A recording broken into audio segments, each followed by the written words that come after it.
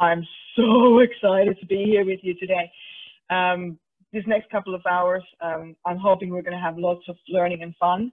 And as I said, the original 4 People Within course was a lot shorter than this, but 15 hours, I think I've had a hard time trying to condense that down to this next hour and 40 minutes or so. So I'll do my best. If I need to skip over pieces, so be it. But please know I'm very humbled to be here with you, all of you today. So shall we do some personal development? I know Lisa's always up for it. So I've put together a, as I said, like a smallish kind of part of we have about 30 modules in this new course instead of the old 4, so that'll give you an idea. So I've put a little bit of a small section out of most of them. So let's go into first module. Is all about the stages of change. So nothing's more frustrating than not knowing what to do or making the same mistakes over and over again. It's like the track of your life is stuck like playing a loop and you're wondering what the F train is going on,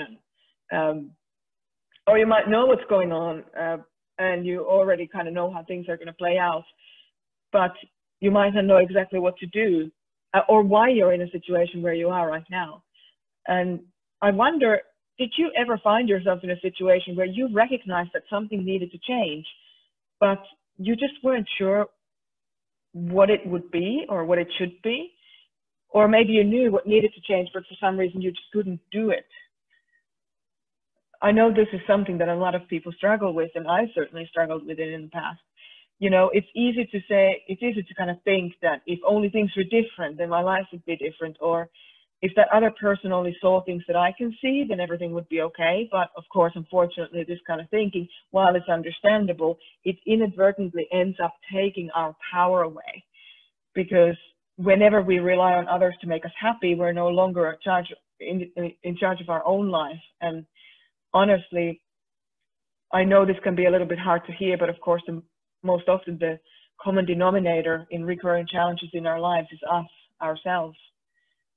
So if we want to change the recurring challenges in our lives, we must change ourselves. But let's be realistic. In order to change, we need to know what our starting point is. And so if we don't, we'll have unreasonable expectations of ourselves. And when we understand the stages of change that we're currently at, then we can begin to control our process of change and thus our process of healing and achievement in life. Now, change can be hard, and especially if you're not ready to change. But if you know what stage of change you're at, then it makes it a little bit easier. So the 6 stages of change are the pre-contemplation stage, where you are not at all aware of something that needs to be changed. So let's just say that somebody says something to you, you're behaving this way, or this is something you do regularly, and you don't recognize that because it's in your unconscious mind. You just kind of go like, yeah, you know what, you're wrong, or I'm not interested in this feedback, or this feedback is not relevant to me. So in the pre-contemplation stage, we're not aware of anything that should change in our lives. And the pre-contemplation stage is a space where we don't really make any change because we don't recognize that there is a reason for it. Then we have the contemplation stage. We are aware of a problem that we have. So maybe somebody said something, maybe 3 different people said something to you where they went, oh, you should look at this, or maybe get this, think about this, or maybe make some changes here. And you kind of got the message. You got enough feedback from the world saying, you know what, it's not exactly right. Like what you're doing isn't working for you.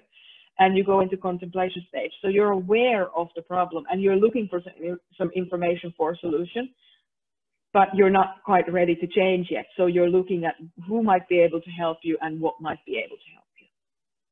Then we have the determination stage. So this stage, you're ready to commit to taking action. And with the determination stage, you have found an approach that you think is good, and you're gearing towards, you're putting your ducks on the road to take action. And the fourth stage is action stage. So you start taking action. So you all the fence sitting, everything is finished. You're now taking action. You're ready to jump into it. You're, you know, a perfect example of this is when you buy that personal development course or that book, you're ready to take action, and you start reading it, or you start doing the exercise in it. You're in the actionary stage. The fifth stage of change is maintenance. So you're working on the issue, but some relapses may occur. So, you know, you're working on your issue, you're becoming a lot more aware of it, you're working through it, you're getting some headway, you're starting to really make a difference or see a difference in changes in your life, but you might have some relapses from time to time. So let's just say that, you know, you love donuts, but you can't eat all the donuts in the world. But then there's a really stressful time, and then and then you just go, you know what, I'm going to have a donut, and then you have your donut, so you have like a relapse, and then if you beat yourself up for it afterwards, it's not going to help your change. It's not going to help your transformation. So it's really important that we understand that in maintenance stage, some relapses may occur, and if we learn from those relapses, so instead of beating ourselves up and shaming ourselves, we actually say, okay, what was it that triggered me into having that donut, even though I know it's not right for me, it's not good for me. Now you can start changing things. Maybe you need to set a boundary with somebody so you don't get so stressed out. Maybe you need to, you know, remove yourself from those stressful situations going forward. So use that relapse to really understand yourself better and get back on track with your change. So don't be afraid of relapses. They will occur most often. It's what you learn from them that's more important than anything else.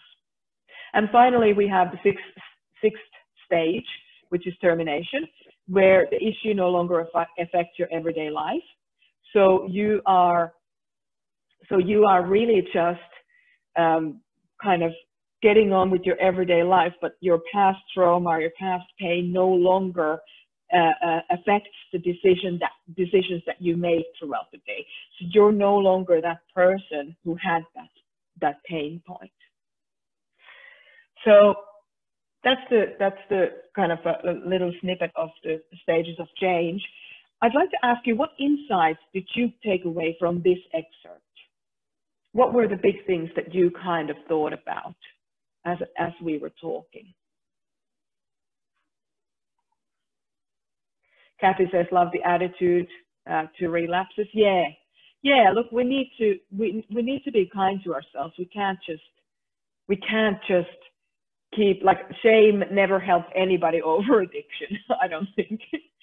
Saida says it's normal. It's really comforting to know that relapse is normal. Yes, it is. Yeah, and it's nothing to be afraid of, because only if you're used to being shamed for your relapse is it something to be afraid of. But if you kind of if you just turn the tables on that a little bit and say, you know what, no, I'm gonna learn from this relapse. I'm gonna use this inverted commas failures to fail forward.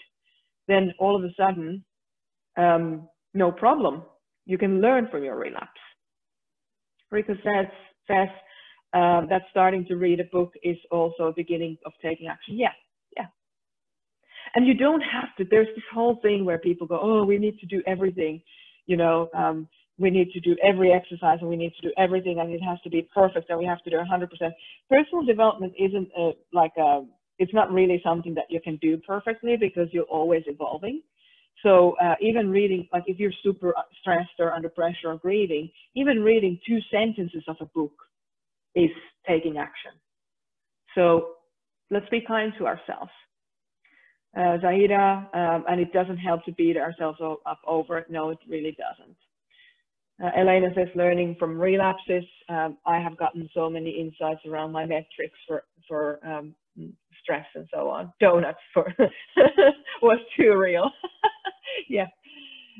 Kathy says it's important to separate and the unaware from the aware stage. Yeah, for sure. Jacqueline, hey, Jacqueline. For most people, it's hard to see which stage we're at when we want to change. Yeah, for sure. Megan, thinking about times I put I got input from people I didn't accept, but now understand that they were right. They may have been right. So if there's a pattern, if many people say the same thing to you, then there's probably some truth to it. Sometimes people just give their unsolicited opinion about what you're doing, and that's that as well. For it, there's hope to evolve, even not there yet. Yes, good to see you, Farita. Relapses are part of the process. Yeah. Beth says, what are the common barriers for INFXers to go from determination to action? Sometimes it's just deciding that, sometimes it's just saying, you know what, I'm going to see if this works, but I'm going to find a really safe way of doing it. So let's just say that you were considering getting a mentor or a coach. If they have a 30-day money-back guarantee, no problem. So you could go like, yeah, let's do this. And I know that for the first 30 days, if it's not right for me, I can take it. I can get my money back. So it really depends what your worry is about that. Okay. Tyson, hey Tyson, seconded or thirded or millionth, as the case may be, on the reframing of relapses. Relapses, the feeling that relapse means that all previous progress was invalid or wouldn't ever stick. Yes, progress is always valid, even if you have relapses, as long as you keep moving forward. Okay, let's go to module 2, boundaries. So what I'd like to talk about today is setting boundaries versus having boundaries. So there's a big difference between having boundaries and setting boundaries. Setting boundaries are most commonly done through disconnected words and distance, be it physical or emotional. And having boundaries usually manifests in presence and intimacy, be it platonic sense of understanding and being on the kind of the same page, or romantic intimacy of passion and the sense of belonging. Now, having boundaries can create magnificent co-creative opportunities and a sense of safety, while setting boundaries out of frustration and disconnect induces the ill feelings of rejection and abandonment most often. Now, all of us at some point in our lives have been at the receiving end of boundary setting through maybe words or actions such as emotional distance or being left out of a group. And this is why we think most often that boundaries are something painful and negative. But the great news actually is that boundaries are not just about pain. Differentiating between setting boundaries and having boundaries can make a big difference in how you view boundaries. By you beginning to have boundaries with yourself and others, in other words, when you begin to practice your authentic self and communicate those parameters to others before you get upset, frustrated, and angry, underlined, before you get upset, frustrated, and angry. If you learn to communicate and set those boundaries, those parameters with others, boundaries become a natural extension of who you are, and having boundaries as well as accepting them from others becomes easy, and believe it or not, even comforting, because you know where you stand. Studies show that people who have observed their parents have consistent and loving boundaries feel safer in the world and tend to have a stronger foundation of who they are and how they show up in the world. In contrast, people who were at the receiving end of emotionally charged boundary setting or lack of boundary setting feel less tethered to themselves and less safe in the world. To have healthy boundaries with others, we must get to know ourselves and be able to communicate the knowledge with others.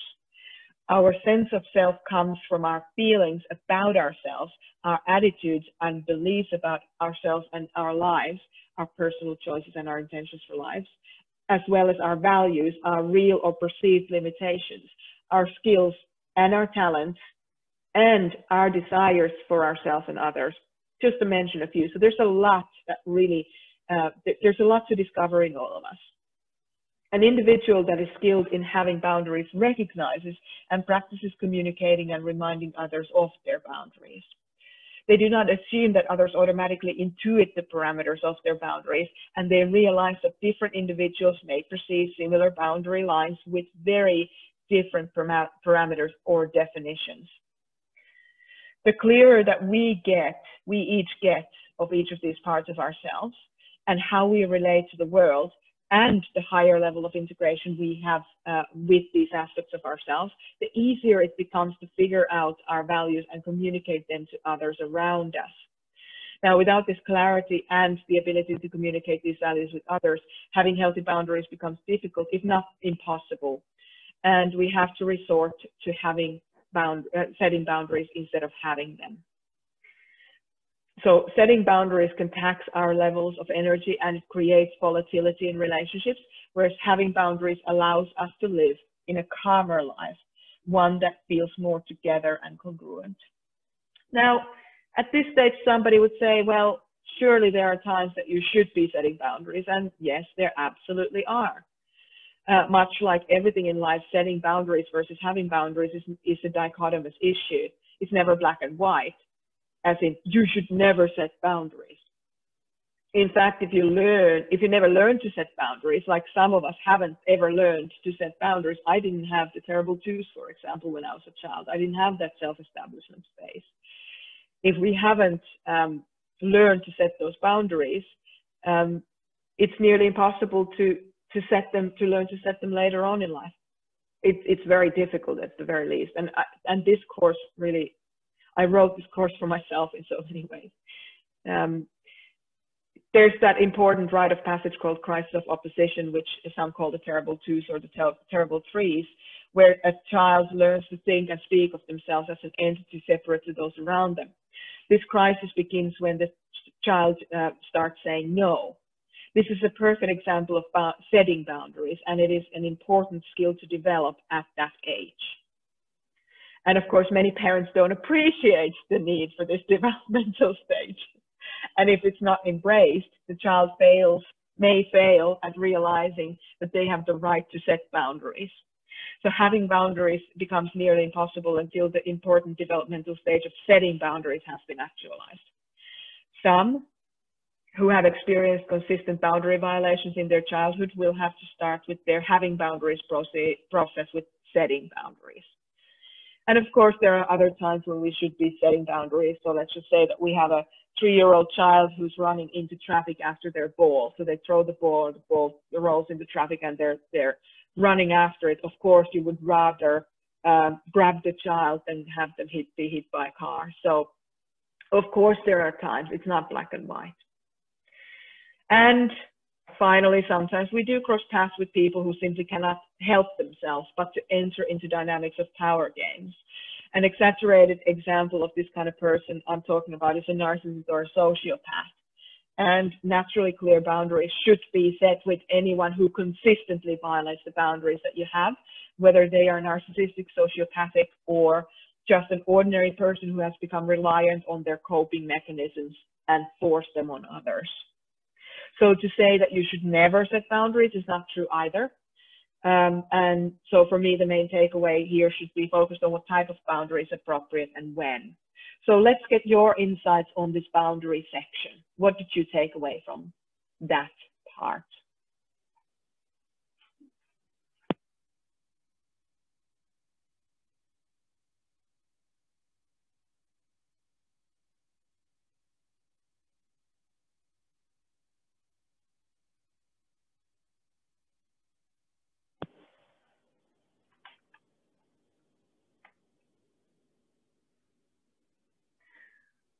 Kathy says, I had never really thought about the setting boundaries piece. Yeah. Zahida, I didn't even realize there was a difference between having and setting. Very interesting. Yeah. Abby, very moving to hear about the importance of the terrible twos. Oh my God, it's so underestimated. It's incredible. And it's funny. It's not really talked about in a positive way until somebody who hasn't experienced it talks about it. And now you realize the importance of it. I'm a little bit jealous of all those people who had terrible twos and they were able to do their self-establishment back then. And Kathy says, as you say, setting boundaries often happens when we're upset and angry. Yeah. If we can do it, if we can just have boundaries and we're consistent with them rather than wait until we're angry to set them. I know it gives us power to feel angry. So maybe if we feel powerless in those situations, that we wait until we are angry and we have that power. I mean, I'm, a prime example of that. I had to learn it that way, get angry and then set the boundary. Never got a chance to establish boundaries as a child. Yeah, Beth, I hear you. it's been so healing to do this as an adult. Yeah, and you're still learning. I hear you. We're on the same boat there. Okay, yeah, when we're upset, it causes damage. Well, yeah, it can cause damage. And oftentimes people who have, inverted commas, damaged us, I'm saying inverted commas because sometimes abuse is real and sometimes it's perceived, and I've certainly had both. So I don't want to assume any abuse, but also I don't want to assume no abuse. But yeah, it's that whole piece that, you know, damaged people damage other people. So we want to kind of stop the puck here. The boundaries are part of definition of who we are. Yeah. Kathy has a question. As a child, I absorbed that I was not allowed to have my own boundaries, but was expected to work with everyone else's.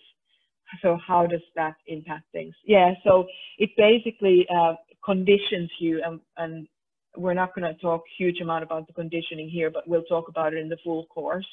Because I had to select which parts to keep in and which to get out, and I'm sorry that I can't give you all the information. But yeah, so it's more to do with conditioning in that point, where, you know, you've conditioned to believe something about yourself that is not true. You've recognized now that it's not true. You have recognized that you haven't been allowed to have your own boundaries, but were forced to follow others. So you've now realized that you have your own boundaries and that you can have your own boundaries. So it certainly affects your conditioning in a way that you know, you show up as a part of everyone else and maybe a little bit hidden in the background. So you don't necessarily put yourself forward. So that's that. Bonnie says boundaries. Hey, Bonnie. Boundaries is such a hard concept for me to learn, but I know how important having them can be. I hope to learn about how to set boundaries. Yeah, I hear you. And Derek says boundaries are a tool to navigate life in a manner where you can meet your own and others' needs promptly and consistently to have a powerful and productive life and relationships. Yeah, for sure. Okay, some amazing key takeaways there. The positive side of terrible twos and terrible threes was helpful. Yeah, and our inner children as well, especially our 3-year-old inner child, have to have the terrible twos or terrible threes. And if we don't have that, we kind of stop tapping into that power that that little baby part of us has. Okay, let's move on to the 4 people within work. I mean, it's the name of the course, Creating Intentional Outcomes. So the 4 people within is a personality psychology decoding tool. It is it's continuation from the works of Carl Jung, Isabel Briggs Myers, and Catherine Cook Briggs. And it is an honor, an absolute honor and a privilege to be standing on the shoulders of these giants of psychiatry and psychoanalysis. The 4 people within continues the work of the Myers-Briggs Personality Indicator, or MBTI, taking the student deeper into understanding themselves, their inner conflicts, and their purposeful life. So when we speak about our 4 people within, or the cognitive functions of the Myers-Briggs system, we refer to them in terms that may initially seem a little bit strange to you, but that will make more and more sense as you continue your integration work. What MBTI calls dominant function, we call our adult self. What MBTI calls auxiliary function, we call our inner parent.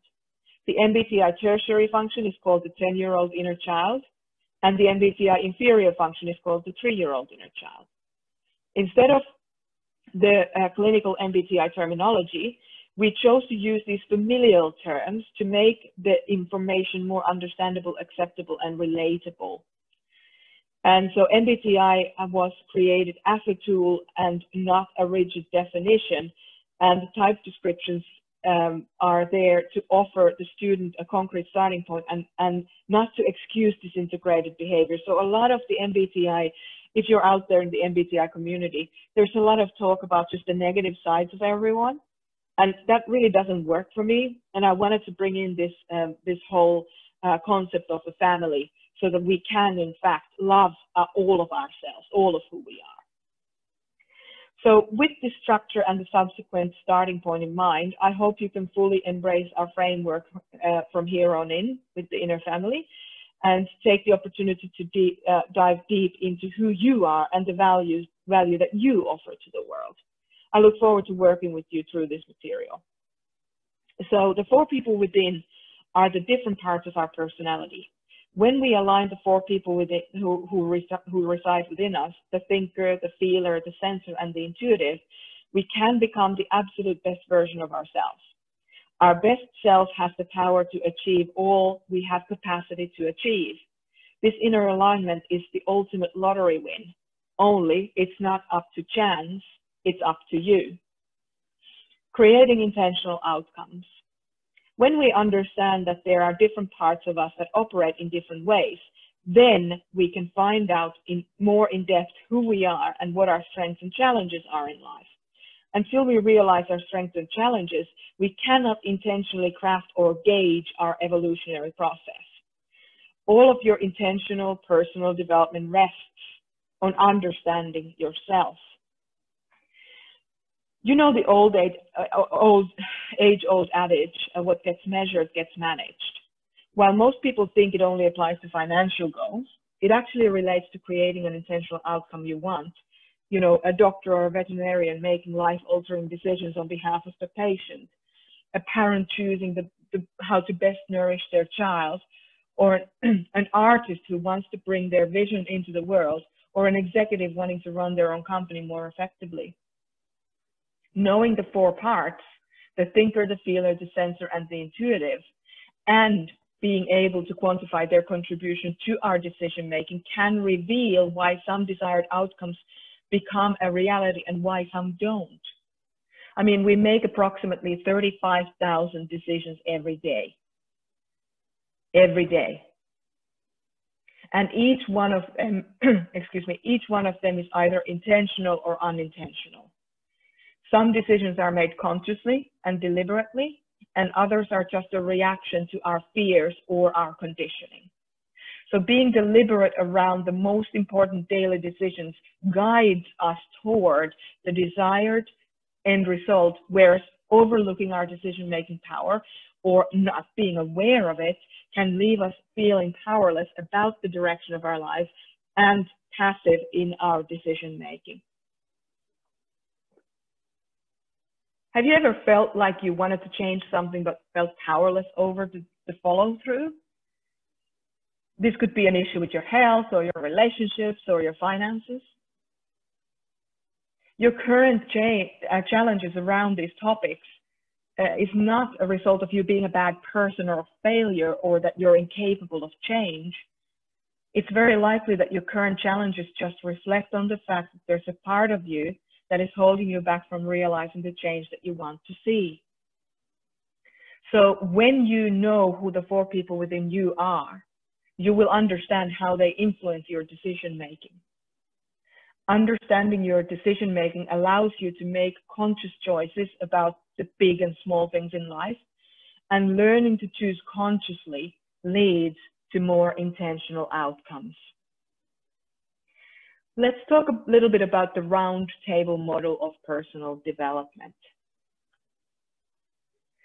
So the four people within us, the sensor, the intuitive, the thinker, and the feeler, composes what we call our inner family. Each of these people have a different level of experience and sophistication in life. To give you an understanding of these different parts of you and their level of maturity, fluidity, and preference, we have named the four parts of your inner family as the adult self, who's the most mature and advanced part of you, the inner parent, who's the second most experienced and capable part of you, the 10-year-old inner child, who is the third most fluent and developed part of you, and the 3-year-old inner child, who is the least sophisticated and experienced part of you. If this model sounds too weird, as I said, stick with me. It'll soon make sense. The purpose of this model is to teach you to shift perspective between the four different parts of you, the sensor, the intuitive, the thinker, and the feeler, so that when life brings you a problem to solve, you can inspect the issue from the perspective of your two ways of collecting information before making a more rounded decision with both of your decision makers. So you have two information collectors, two decision makers. Now, if you feel like drawing this diagram, I suggest that you draw a round table, you put a line across it, and you put 4 seats around the table. And I want to say a big thank you to Sanna for creating all these amazing graphics for us today.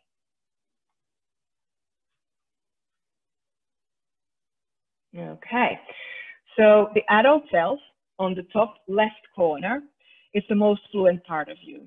It is the part of you that sets the direction of life in your life and who you are as a person. It is the part of you you use most easily, and the one that is most developed usually. Again, this is not black and white, so I'm talking in general terms. This part of you is consistently the one that most people think about when they think about you. In other words, this is the part of you that guides most of your actions in the outside world. If your adult self is a thinker, then others generally think you are intelligent. If it's a feeler, others see you as emotional or emotionally available. If it is a sensor, others recognize your preference for sensory experiences. Or if it's an intuitive, others see you as an innovative, inquisitive mind. In other words, your adult self is either a decision-making part of you, a feeler or a thinker, or an information collecting part of you, a sensor or intuitive. Your adult self also has an extroverted or an introverted orientation, and it's generally this orientation of the adult self that determines whether we appear introverted or extroverted in the world to the people around us. So now, to balance the adult self, we have another well-developed part of us, which we call the inner parent, top right corner there on the drawing. The inner parent's job has two purposes. It is there to balance out the adult self, and it acts as a bridge between the adult self and the inner children. The inner parent is the opposite of the adult self in functioning and in orientation. What this means is that if the adult self is a decision-making part of you, thinker or feeler, then the inner parent is automatically an information collecting part of you, sensor or intuition, and vice versa. Also, the orientation of the inner parent is different to the adult self. So if your adult self is introverted, then your inner parent is automatically extroverted, and vice versa.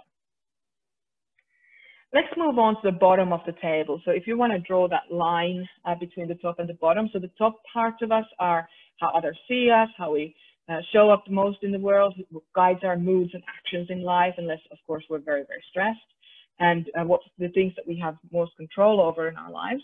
We move on to the childlike parts of us at the bottom, how we see ourselves that are most vulnerable, the parts of us that we protect and hide from the world, you know, the parts of us that guide most of our actions in life when we're super stressed, and the parts of us that we have least control over. So at the bottom of the table, we have the inner children. These inner children take two forms based on these parts' respective cognitive ability. So we have the 10-year-old inner child and the 3-year-old inner child. The 10-year-old inner child is the part of you that has experienced life just enough to feel that they think they know everything about life and how it works. Just like many 10-year-old children, the 10-year-old inner child operates in a very black and white way in their approach to life. You know, they've learned something and then they think that's the only way. The main role of the 10-year-old inner child should be to support the grown-up parts of you and to keep in mind that the cause and effect of everyday life. So really look at if this, then that, if this, then what. Unfortunately, most of the time, the 10-year-old inner child enters into a power struggle with the inner parent because they have the same function, so they do the same job. They either collect information or make decisions, both the inner parent and the 10-year-old inner child. So they go into power struggle. And because they have different orientation, so if the inner parent is an outward-facing part of you, an extroverted part of you, then the 10-year-old inner child is an introverted part of you, and vice versa. And because of that difference in orientation, but the similarity in the job, they can really cause havoc. It is this struggle for power that causes our inner warring within us.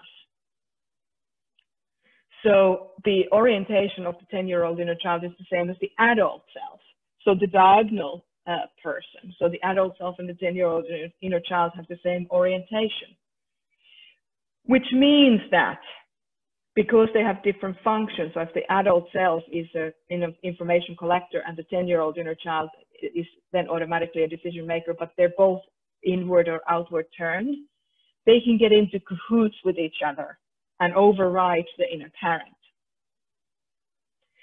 So this relationship between the adult self and the 10-year-old inner child, this cahoots, they can create an issue for us because the same orientation, they tend to have bias towards each other. And we can enter with these two into what's called a loop. So if you're an introvert, you can enter into an introverted loop, or if you're an extrovert, you can enter into an extroverted loop. And what this looks like to the outside world is that you're very self-referencing.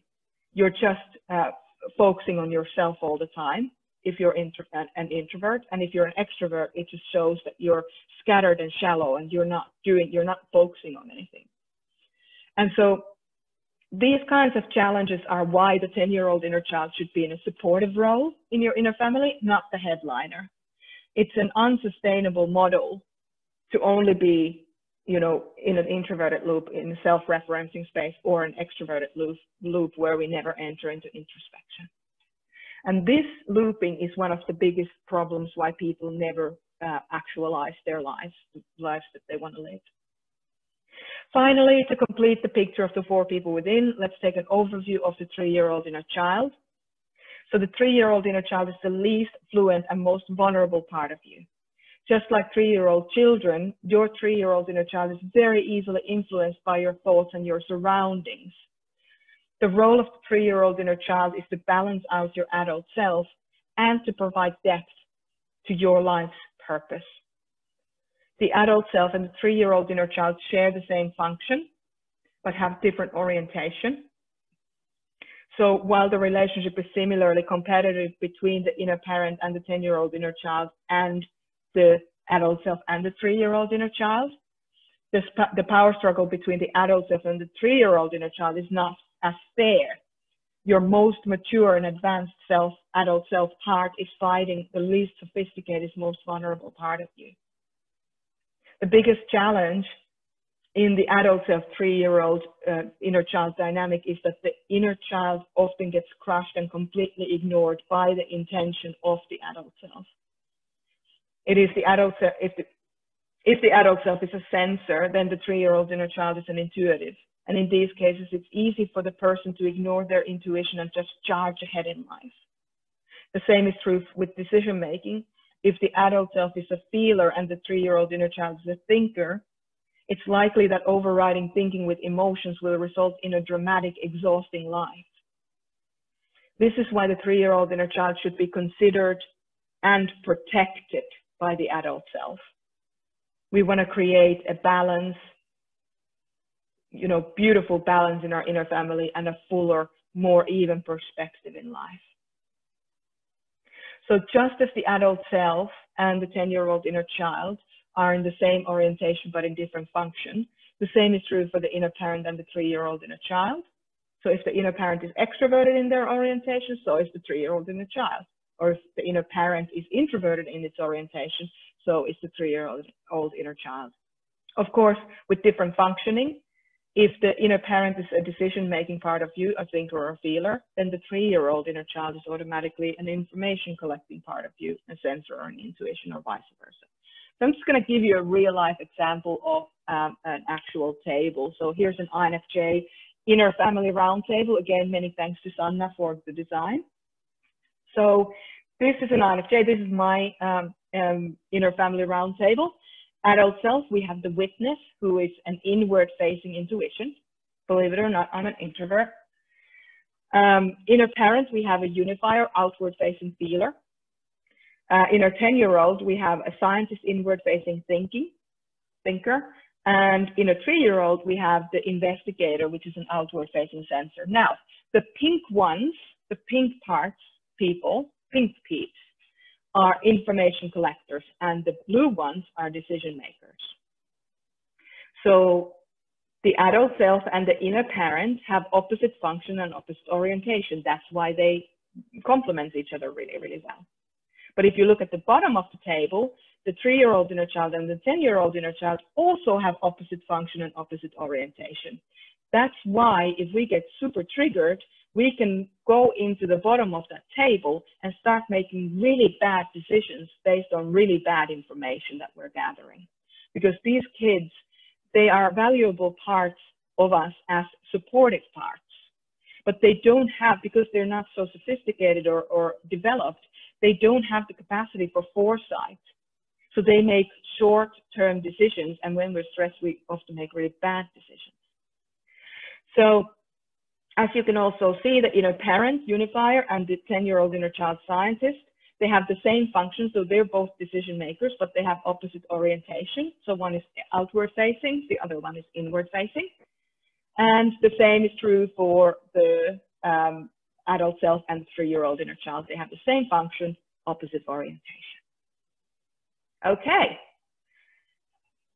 So that's quite a lot of information. I know this can be a little bit technical. So yes, the pink is information gathering, blue is decision making. Thanks, Beth. And yeah, the inner children don't have a lot of foresight because they're not very developed, sophisticated parts of us. So we want to make our adult grown-up decisions with our grown-up parts of us, the adult self and the inner parent. So if you're an INFJ, then you want to collect most of your information with your intuition, but ask for the 3-year-old inner child's help, the investigator, the outward sensor, to kind of make sure that your intuition is attached to reality. And then you want to make most of your decisions by the feeler part of you, if you're an INFJ, the unifier, whilst asking the 10-year-old inner child scientist to make sure that you have all the facts on which you're basing your decisions. So we won't have time to go through each one of these models, each one of these tables, but you will have access to those in our 4 People Within ebook. And you can actually go and grab it if you already haven't.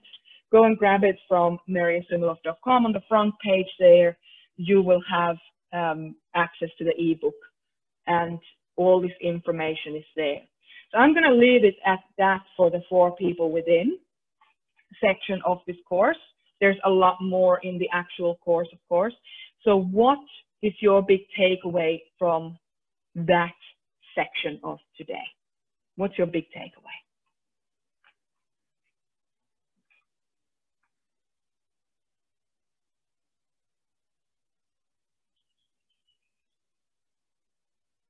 Thanks for staying, Leandri. I know Leandri is in South Africa, so they have power issues. So her battery is gone flat. So thank you for attending for as long as you did. Thanks, Leandri. So inner children don't have much foresight. Yeah, that's right. And it's not their fault. It's just, you know, we just haven't had enough mileage, and we can create more foresight for the inner children. Kathy says, actually, that has really clarified things for me. And for me is the balancing effect on how to use the strengths of each element. Yeah. I'm trying to see how my 10-year-old shows up.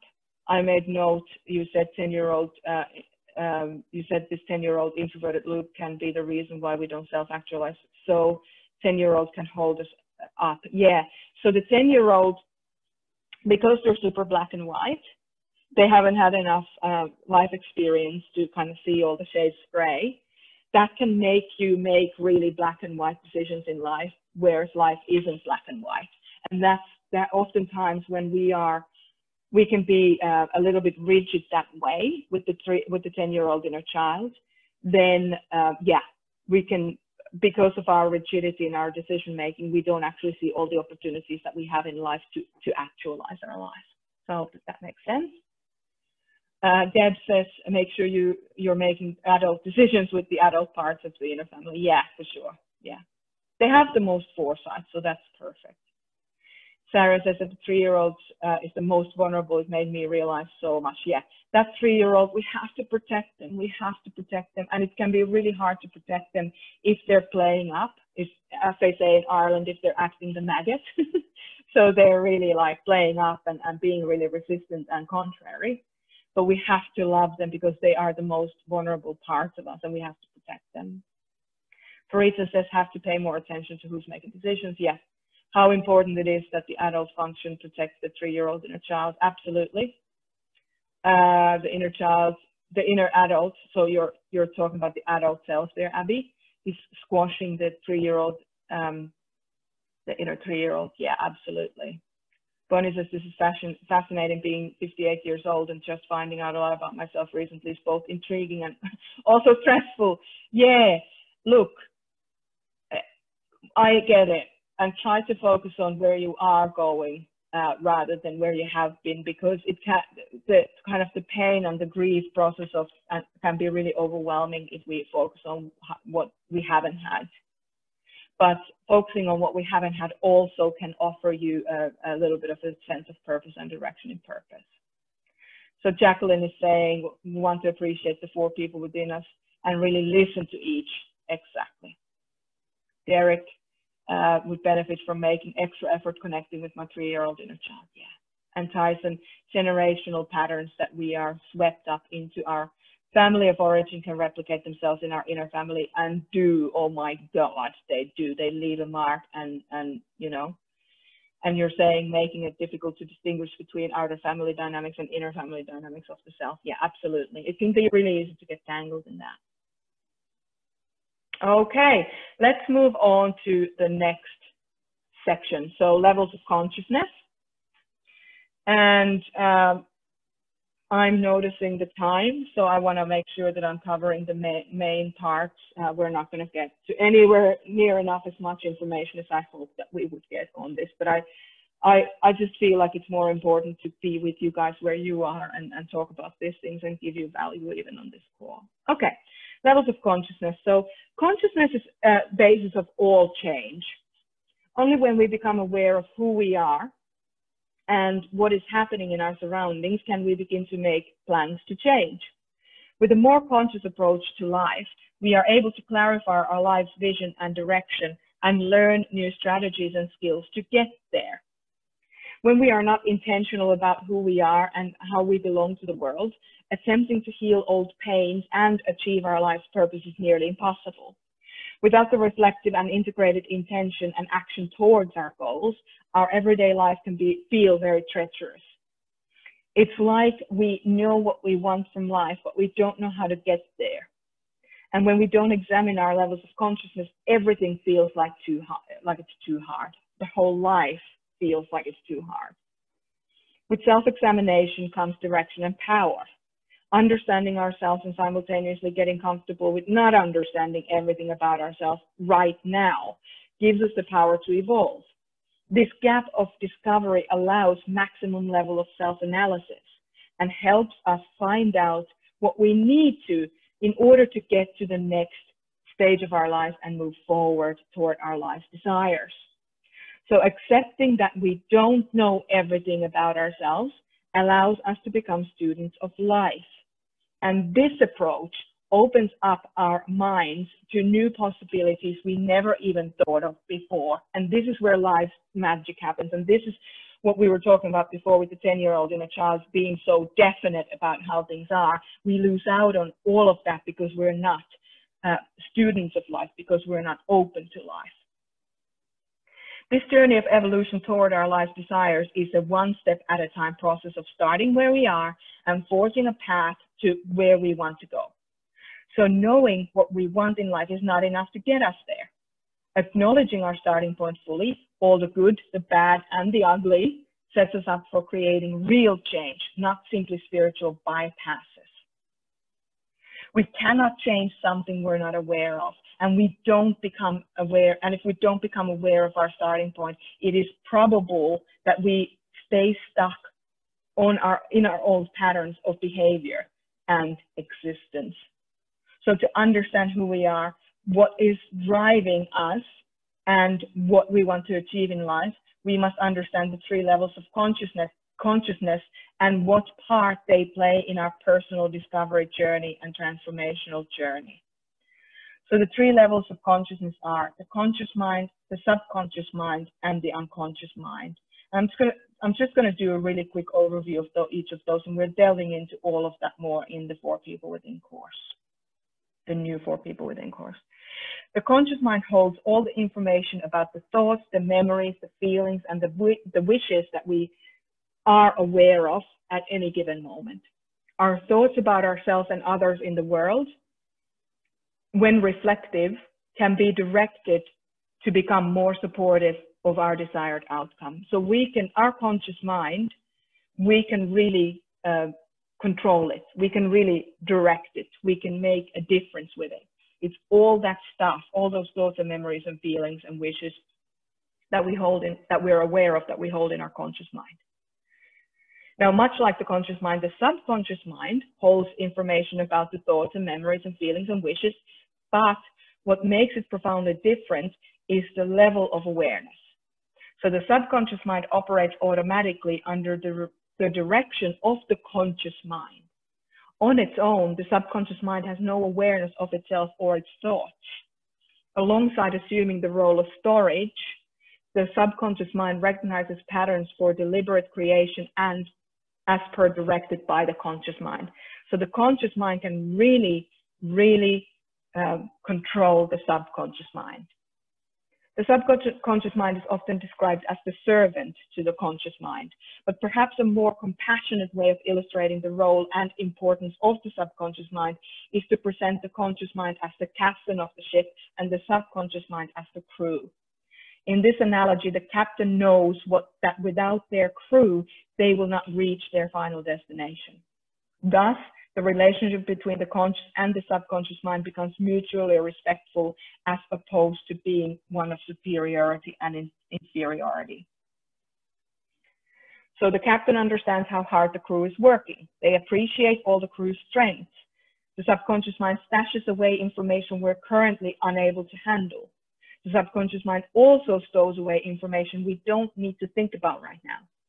At a moment's notice, our subconscious mind can pull out information pertinent to what's currently happening, and when the situation is over, the crew takes the thoughts, the memories, the feelings, the wishes, and just stashes them neatly away until they're needed again. Now, the unconscious mind is by far the biggest part of our consciousness as humans. It stores the information about our thoughts and memories and feelings and wishes that we're not able to handle, or the ones that we had no previous point of reference to.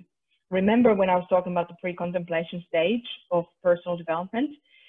That's when the information that we don't want to take action on is in the unconscious mind. The unconscious mind is where we have no direct access to the information. So we don't even know that the knowledge is there or what knowledge the unconscious mind holds. There is a massive amount of data, thoughts, and beliefs buried in our unconscious mind. And the unconscious mind is effectively what's called a blind spot for us. And what's interesting about the unconscious mind is that while we are completely unaware of the thoughts and beliefs that we have there, other people generally know some of these things about us.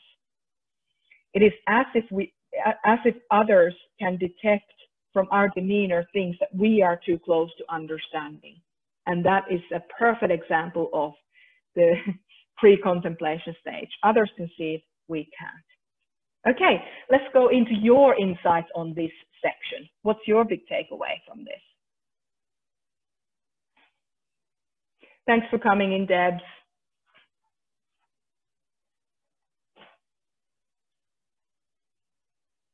Thanks for joining us, Abby. Great to have you. So what are your big takeaways from the levels of consciousness?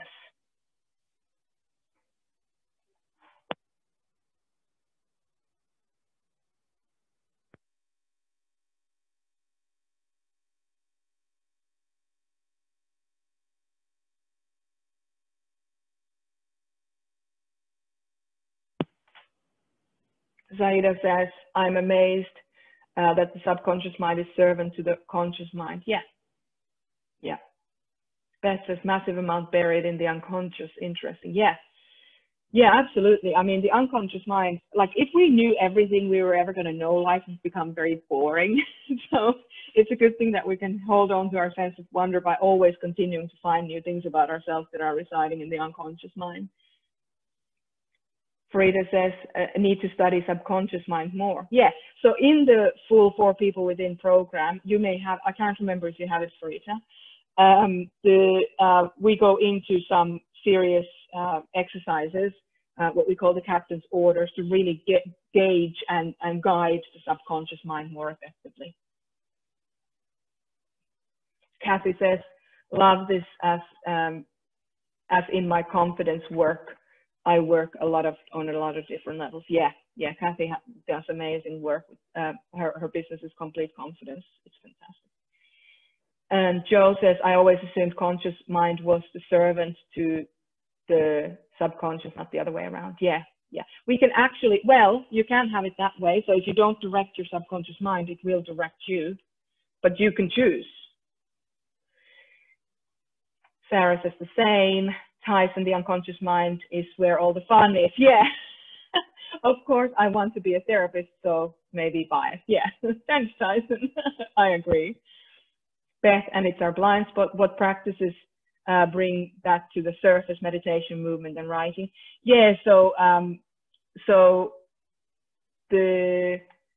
let me just go into the unconscious mind. So again, we go into that in more detail in the course. The unconscious mind, you want to just stay open to what might be there. So listen to the feedback that world is giving you, as opposed to, not doing that. Because the best way to access the unconscious mind, I mean, a lot of people access it through, meditation or, anyway, or going into spiritual retreats and getting shamanic healing and those kinds of things. And there's a lot to that, but we can actually induce that. We don't have to force our knowledge into our unconscious mind, because if we force our knowledge into unconscious mind, and that's one of the reasons why psychedelics don't work as consistently and as sustainably as the 4 People Within work, the inner parenting work does, is because when we try to access our unconscious mind too much and too quickly, we get too much information, and the contrast between our world, living world, and our trip is too big. So if we actually just say that I'm open to knowing what's in my unconscious mind, but I'm not going to force it. I trust that it will move into the subconscious mind when it's time for it, when it will, and you stay open to the reflections that the outside world is giving you, then your access to your unconscious mind will be sustainable, and your growth will be sustainable as a person. So you don't have these big, massive gaps. I hope that makes sense. Dominique says, it's interesting that others can often see our unconscious more than we. Absolutely. Yeah. Linda says, as a hypnotherapist, NLP coach, it's wonderful to bring about transformation through accessing the unconscious mind. Yeah. Derek, big takeaway, the practice of being intentional about engaging the captain's orders is the easiest way to gain traction on the road of integration, my inner family, into a supportive relationship. Yeah, instead of the adversarial and dysfunctional connection. Yeah, absolutely. And Bonnie says, I can't wait to do this work. It's absolutely fascinating. Thanks, guys. So I'm going to do a couple more modules. I'm going to cover a couple more modules because we will not have time to go through everything. I want to make sure that we're having time for a Q&A as well. So the next piece I'm working, or I'm going to work with you guys on, is the drama triangle by Stephen Karpman. So the drama triangle is a social model of human integration in situations of conflict. In this model, created by psychiatrist and teacher of transactional analysis Stephen Karpman, the shape of a triangle is used to map the dynamic of destructive interaction that can occur between people in a conflict. The basis of the drama triangle is what any dramatic situation or any situation of conflict, that there's 3 different people involved. These people are called the rescuer, the persecutor, and the victim. And when it comes to conflict, each of us have a primary or most familiar role on the triangle. This is a place from which we generally enter or get hooked onto the tension of the power struggle. Most commonly, our personal entry point to the drama triangle emerges from the dynamic of our family of origin. In other words, the family that we were born into most often determines our most natural and practiced position on the drama triangle. To understand how and why we get hooked onto this drama triangle and what to do about turning the drama into power, let's have a closer look at each of these roles in more depth. So the rescuer, people who enter the drama triangle from the point of the rescuer often feel that they must look after other people. They may have a childhood experience that forced them to care for their parents or their siblings at a young age. They may have been taught through words, actions, or by withholding love that unless they carry out their innate duty of care for others, they will be singled out, chastised, shamed, or even rejected. The persecutor. People entering the triangle at the persecutor role are the ones who feel like they have to take charge, assert themselves and their leadership to protect others, and to be the person who points out the obvious discrepancies of any given situation. Instead of being taken care of as a child with appropriate care and boundaries, the young persecutor understands that to create order and a sense of safety, someone, in other words, them, has to take charge. The young persecutor, out of feeling unsafe, learned to challenge whomever was in a perceived position of power. The victim. People entering the triangle at the victim role are most often feeling like they are at the receiving end of the world, and that they are powerless over their own reality. The victim's childhood circumstances of abuse and lack of care left them to surrender to the fact that they will always be at the mercy of others and the circumstances of life. Now, which ones of those roles do you identify most with, or can you identify those roles playing out in people around you in your life?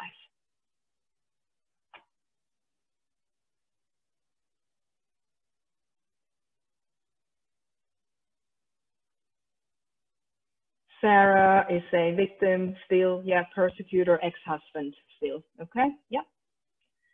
Lisa says, I was a rescuer with my friends. Yeah, I hear you. I've been a rescuer. I'm a recovering rescuer. Sean says, definitely been the rescuer. Yeah, Beth says, rescuer. Amelia says, none, just kidding, rescuer.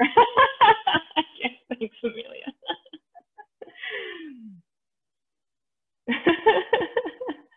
Linda says, definitely a rescuer. This is why I do the work I do. Yeah, perfect. Yeah. Dominique, I'm not even sure, but I think rescue. Yeah. Again, we're just covering this real quick surface level, so more in the actual course. David says, I definitely try to be the rescuer so much. Part of my journey is to become less of a rescuer and just let go, but it's so difficult. It is difficult. It is so difficult. Yeah. Derek, victim and rescuer. Me. Laura says rescuer. Radu says rescuer. Identify with all of them, says Jacqueline. Yeah. Bonnie says, I'm caught up in this loop with my 19-year-old son. We both end up morphing through all these roles. I want off that warped carousel. I'm a rescuer right now. Yeah. Well, Bonnie, I believe you have the 4 people within. So you purchased the old 4 people within course, and whoever has purchased the old version will get the automatic upgrade from the 2nd of September onwards. So yeah, you'll be working on this, I reckon. So that's really exciting. Marie says, I'm definitely the rescuer. Mom's the rescuer, and Dad's the persecutor. Okay. Yeah. Sean says recovering rescuer, love that. Yeah, well, I mean, we're always perpetually in recovery, right? And Tyson says, in order to avoid acknowledging what I often function as a victim, I consciously seek out being a rescuer to base myself in false sense of being competent. and to get affirmation. Yeah, and of course there is a way out of this and into the empowerment dynamic, and that's what the whole 4 People Within course is about. David says, Jocko Willink's materials made me less of a victim. Yeah, well, that'll do that. Yeah, so extreme ownership. Anybody who hasn't checked out Jocko Willink's work, I recommend that you do that so that you learn to embrace your inner assertiveness. And Bonnie says, yes, very excited to learn from you and your team. Yeah, I know there is a way out. There absolutely is. You're absolutely right. Okay, so I actually had a lot of information here on the inner children. We're going to talk about fear and shame.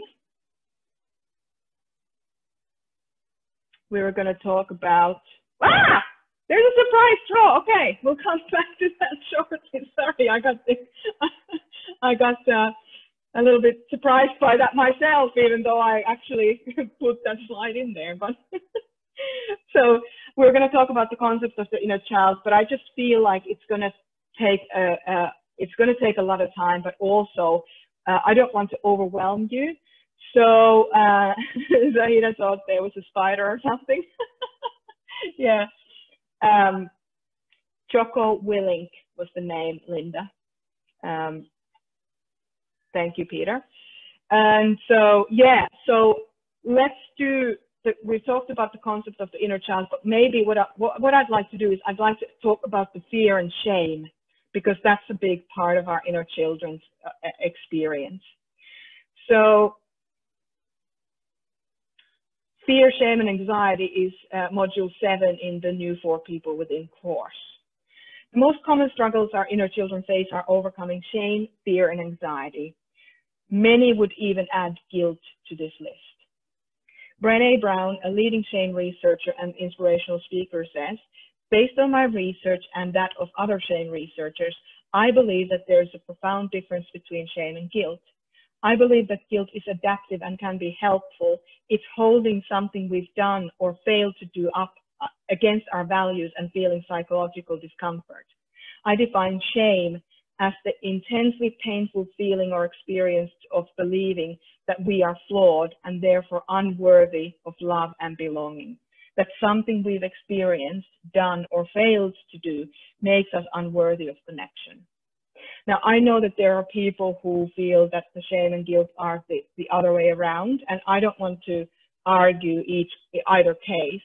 I'm just going to use this as a framework for what I'm about to say next. So, if as grown-ups right now, we look at our inner children's shame in this light, allowing ourselves to be shamed, whether by others or our internal dialogue, is a form of abuse. So if we have a very shaming internal dialogue, how we speak to ourselves, that's a form of self-abuse. Most people's inner children have some form of shame wound. As our ashamed inner children don't have the tools and the maturity to heal the wound, we as grown-ups must attend to it when we recognize it. The shame wound can surface as a form of stage fright, feelings of comparison towards others when we've made mistakes, or simply yearning to stay in the shadows due to a fear of stepping into the spotlight of our lives.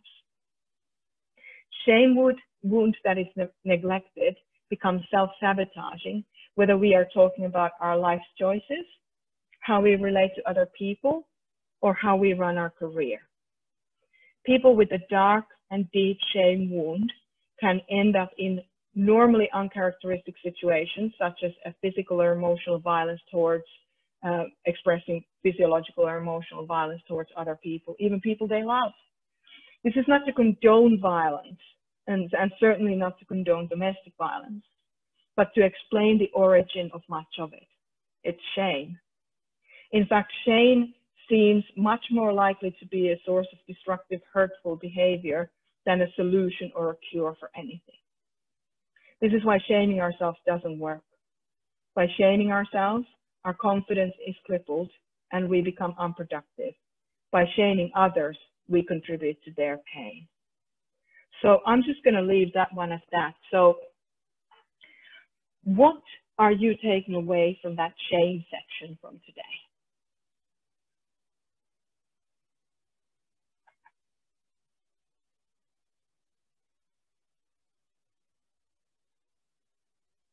Marie says, shame, even inner shaming dialogue is abuse. Yep. Lisa says, by shaming others, we contribute, by shaming others, we contribute to others' pain. We absolutely do. Absolutely. Key takeaway from Derek, allowing ourselves to be shamed by our internal dialogue is a form of abuse. Yeah. Yeah. It's like, it's that moment of self-shaming when our inner grown-up should be stepping in, our adult self and our inner parent should be stepping in and saying, no, we're not doing this anymore. This is a decision that we are making as the grown-ups of our lives, because we can see that this shaming way will not bring us forward to where we want to go. Farita says, harmful for all, hard to shake off. It's hard to make these decisions that actually self-supportive decisions. It is hard, absolutely. Joe says the difference between shame and guilt, values versus action. Tyson says, shame has been the nuclear fuel in my inner reactor. I need to find new reactants. Yeah, yeah, absolutely. That's a really good way of saying it. Hashtag INFP writing. Linda says, working on domestic violence with women, it's very healing for them to clear the shame. Yeah, yeah, yeah. Jacqueline says, I'm noticing how shaming others is used quite extensively in society to control others. Yes, it is. Yeah, yeah. And I mean, of course, there are times, like, again, this is not black and white situation. There are times when shaming somebody can help in some way. So let's just say that there's a person who is shaming, who is abusing a child. Shaming that person in that moment may act as a pattern interrupt for that abuse, so that you can get that child out of that abusive situation. So yes, there are extreme times when shame can work, but predominantly it doesn't, and it certainly doesn't help us get over, when we have relapses, as we talked about before. Marie says, we have the choice to step in and stop our inner shaming dialogue. Yes, we do. Yeah. Bonnie says, made me cry when you said shaming myself is self-abuse. I never thought of it that way. Yeah. What's the opposite of fear and shame? Says Derek. What do you think, Derek?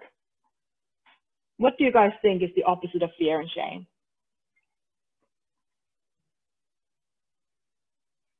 Faith and hope. Yeah. Self-love. Freedom. Yeah. Love. Love and acceptance. Yeah. Love, praise and support. Yeah. Power and compassion, for sure. Absolutely. All of those things. Freedom. Yeah. Love and connection. Yeah. Peace and confidence. Yeah. I would even say laughter in there. Being able to laugh at yourself. That really tends to get rid of that shame piece. Courage and self-support. Yeah. Trust and connection too. Yeah. Absolutely. I love that. I love that. Making good decisions. Yeah. Okay. So we talked a little bit about the 10-year-old and the 3-year-old inner child. So let's go into surprise draw, which is not so much of a surprise. This is typical. I'm always like this. It's like I'm so bad at lying and deceit and pretending like nothing's happening. I always just fuck it up. I hope there's no children or people who get offended by bad language here. Yeah, what a surprise. Exactly. Welcome to this surprise draw.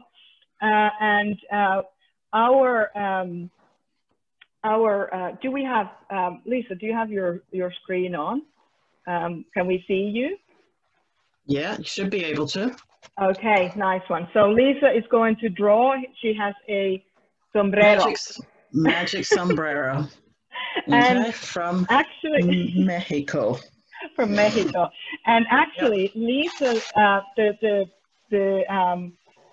win that you can win in the surprise draw. You can win 3 one-to-one mentoring sessions with Lisa, valued at $450 US. So that is such a cool prize. I'm super excited to see what happens. And so, Lisa, from your magic sombrero, can you please draw a name? So this is everybody who's been on this call, and we will find the winner. Okay. Bonnie is putting the pressure on you. She says, pick me, pick me. Who is the winner to one-to-one mentoring sessions with Lisa Payne? You see that? Yep, the winner is Radu. Yay! Yep. Congratulations, Radu. This is super exciting. I'm so happy for you. I've certainly done some mentoring with Lisa as well, and it is super exciting. I know you're gonna get a lot out of it. So yeah, super excited for you, Radu. Well done. Sorry, everybody else. Sorry. It's the way the cookie crumbles. Yeah, absolutely.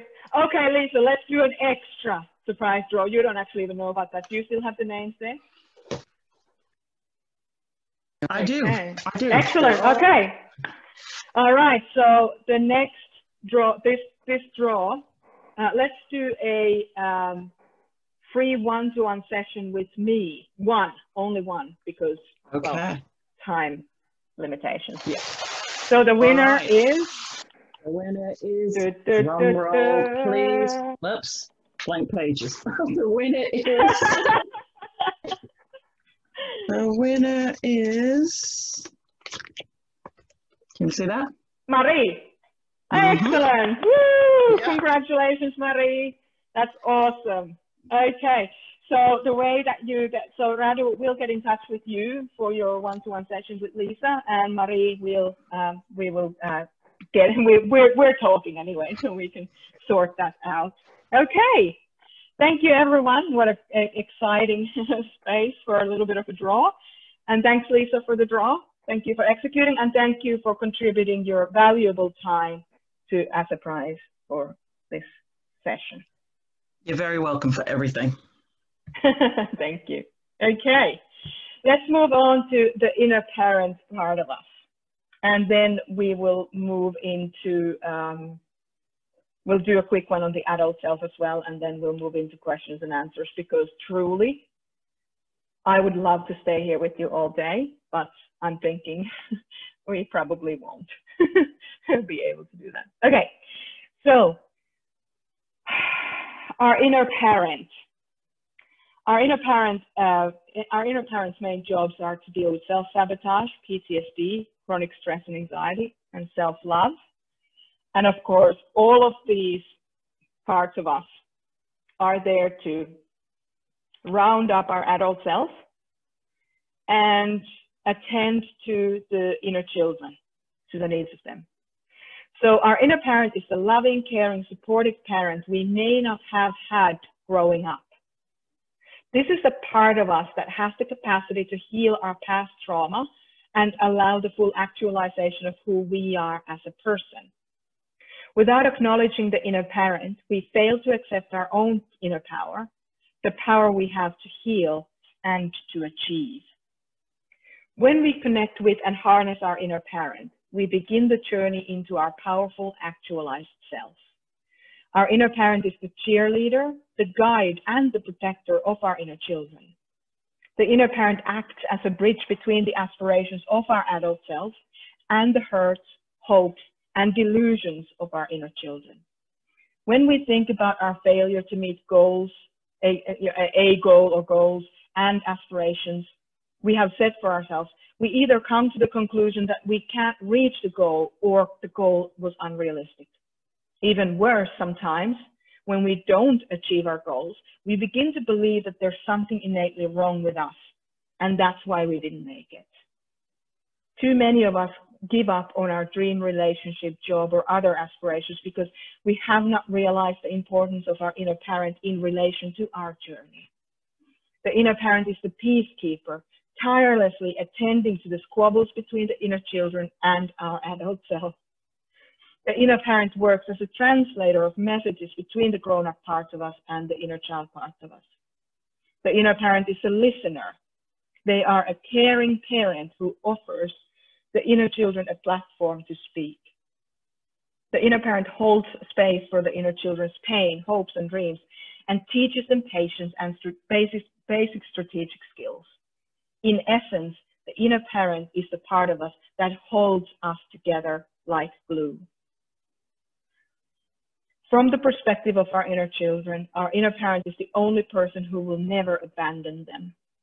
While we may have been injured by abandonment by one of or both of our parents or in our childhood, a healthy inner parent can give us, our inner children, the guarantee that they will never be left again. Realizing the presence of the inner parent, developing our inner parenting skills, and then communicating with our inner children effectively allows us to heal our abandonment wounds and move on to a life of success. Do you guys remember that saying, or have you heard that saying, be the person you didn't have when you were growing up? This is our inner parent. With the compassion and consistency of a healthy inner parent, we no longer stay in the struggle of our past traumas. So what is your big takeaway from the inner parent's role?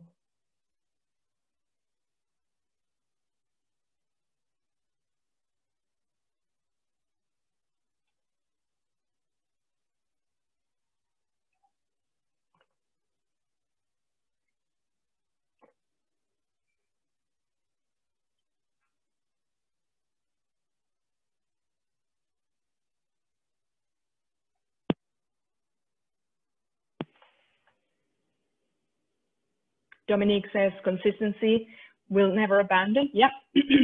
Jacqueline says that we already have what we need to live a happy life, the unconditional love from our inner parent. Absolutely. Absolutely. Be the person you didn't have growing up. This is powerful. I'm going to think about that. Yeah. Yeah. Thanks, Beth. Linda says our inner parent is always doing the best it can. Yes. Yeah. Tyson says, hello, self-sabotage, my old friend. Yeah. Yeah. Yeah. The inner parent just plays such an integral part in the whole integration process because it brings our whole family together. I mean, having the power to deal with things like self-sabotage and PTSD and chronic stress and anxiety and issues around self-love and creating more self-love. The inner parent is like the superhero of our lives. Derek says, inner parent, the only person that our inner children will have the guarantee they will never be left again. Yeah, that's true. Yeah. Okay, I'm going to have to skip through a lot of this piece, but I'm going to talk about self-love, which is our module 18 in the new course. The concept of the self-love can be tricky because how we receive love is a unique process. Every person expresses and receives love differently, and the same is true for our self-love.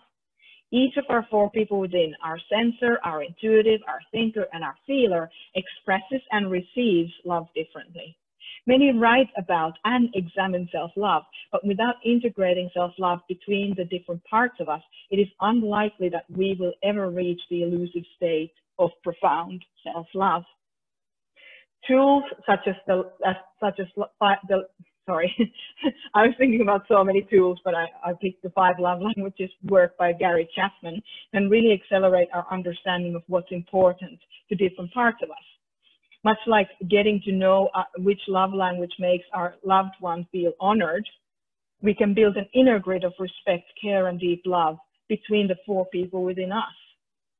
Working out the love languages of all the 4 people within results in feeling like we always have our own back and that we belong. With exploring self-love through the lens of the 4 people within, we can receive love from others without being attached to it as well. Relational problems such as jealousy, passive aggression, and attachment issues melt away when we become independent in our experience of love. Reaching independence with love allows us to then connect with others in a more healthy and reciprocal ways. Effectively, when each part of us reaches a state of self-love, we can finally build a deeply connected relationship we perhaps always dreamt of. So the 5 love languages are words of affirmation, quality time, giving gifts, acts of service, and physical touch. Words of affirmation are the kind, encouraging, supportive things that we need in order to feel supported. Those with love language of words of affirmation thrive in a positive, supportive environment. That's me. I have 2 main love languages. That's one of them. Quality time is all about sharing undivided attention with our loved ones. Those with quality time love language feel cared for when they get to do fun activities or simply spend undemanding time with those they love. Giving gifts is a symbol, is like a symbolic way of being thoughtful and showing through gestures that the recipient is important. They're cherished, they're cared for. Those with giving as a love language generally make efforts to surprise others and place great value on marking important occasions with appropriate presents.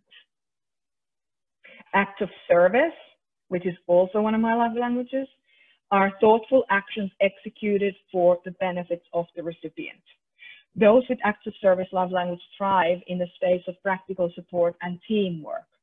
Acts of service lovers generally value a sense of belonging highly.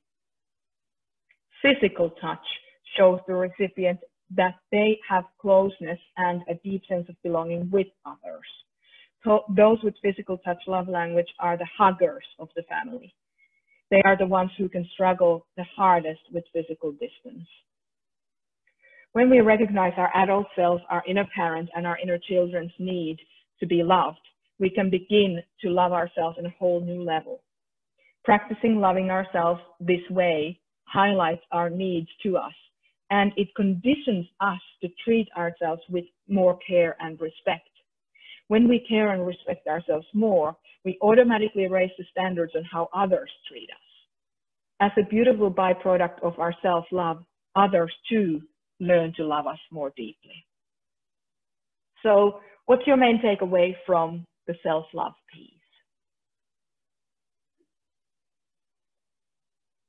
Sarah says, wow, how incredible, foundational. And I totally understand that each of our 4 people within have a different love language. Yeah. Lisa says, my 3-year-old's love language is physical touch. My 10-year-old is, in a 10-year-old is word of affirmation. Yeah. And it's so interesting when you really know, the important people in your life, when you know their love languages, it's just so much easier to honor them. You can proactively, like you can literally make a commitment to doing one specific thing in that person's love language for that person a day, and you create quite a lot of positive rapport in that relationship. Marie says that love language applies to our inner children as well, or inner family as well. I can't wait to ponder on that. Zaida says how we figure out our inner children's love languages. Sorry for a silly question. Predominantly just through meditation on it. Talk to them. So as you're creating a relationship with your inner children, talk to them. Ask, do you like this? Do you like that? Not a silly question at all. There are no silly questions. Jacqueline, understanding my inner children's love language is going to strengthen my inner parenting process for sure, 100%. Laura says, wow, integration of self-love amongst inner family. Yeah. Peter says, or quotes, as a beautiful product of our self-love, byproduct of our self-love, others learn to love us more deeply. Yeah.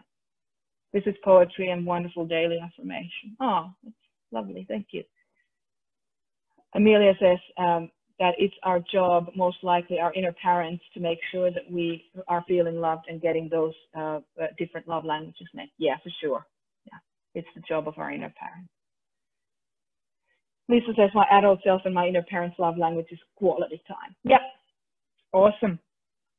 Okay, then let's look at adult self. The adult self. The adult self has a lot of really important jobs, and those jobs are knowing your personal values, building integrated relationships, having a healthy body, which is our vessel for life, also energy management, mind management and growth, stretching our creative power, purpose work, belonging, positive momentum for effective life, and our personal legacy.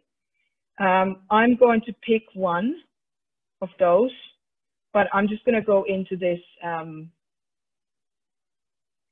section a little bit. So the adult self is the most fluent part of us. It is the part of us that sets the direction of our life as the people we are. It is the part of us we use most easily, and the one that is most usually the most developed. This part of us is consistently the one that most people think about when they think about us. In other words, this is the part of us that guides most of our actions in the outside world.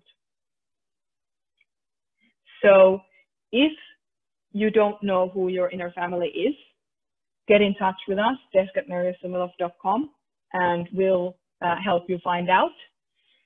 And if you do know who your inner family is, who your adult self is, then you can start thinking about these things. Are they a thinker? If they are, then others usually think that you're intelligent. If they're a feeler, they usually see us as kind or emotionally available people. If they're a sensor, others usually recognize our preference for sensory experiences. And if they're an intuitive, then others recognize our preference for innovation and inquisition, so being an inquisitive mind. But the adult self has the most work.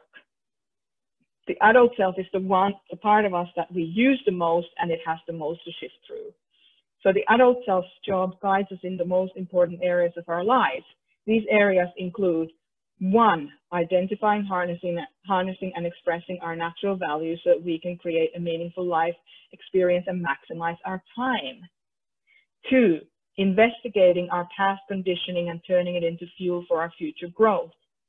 3, relational aspirations, including deciding the most fitting way of relating to others, knowing how to pick up our battles, and having the skills to let go of what doesn't serve our integrated, compassionate, and effective self.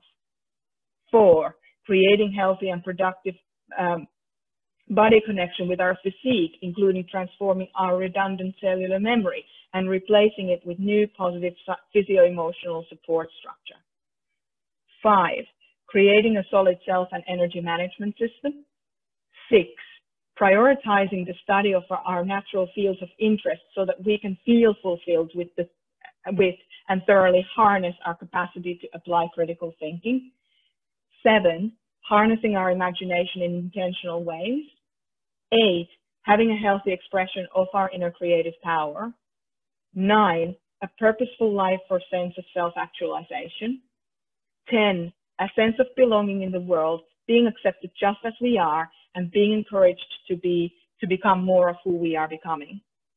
11, building an effective life that allows us to power through our life with a sense of positive momentum and purpose. And 12, identifying and creating our personal legacy that continues well after we depart from this world. So in short, our adult self is the person we want to be as the grown-up person in our lives. They are the one who guides our life goals and aspirations, and the one that hopefully shows up predominantly in our relationships, finances, and vocational areas of our life. A strong grown-up decision-making process considers all aspects of the decision.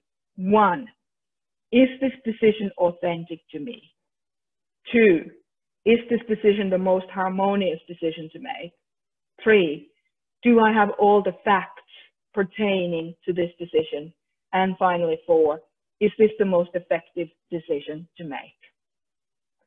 So that's all I'm going to cover on the on this call today. But all those 12 pieces that we talked about earlier on that I listed, they're all included with exercises in the new For People Within Work.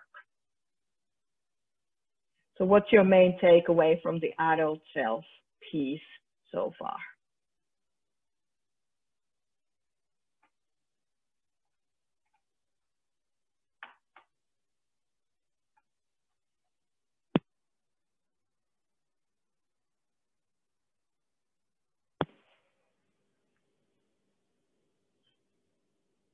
Aha, thank you. This makes more sense to me now. Yeah. Thanks, Aida. The adult self has so many jobs, so many jobs. And we don't want to overwhelm you with going through all of them.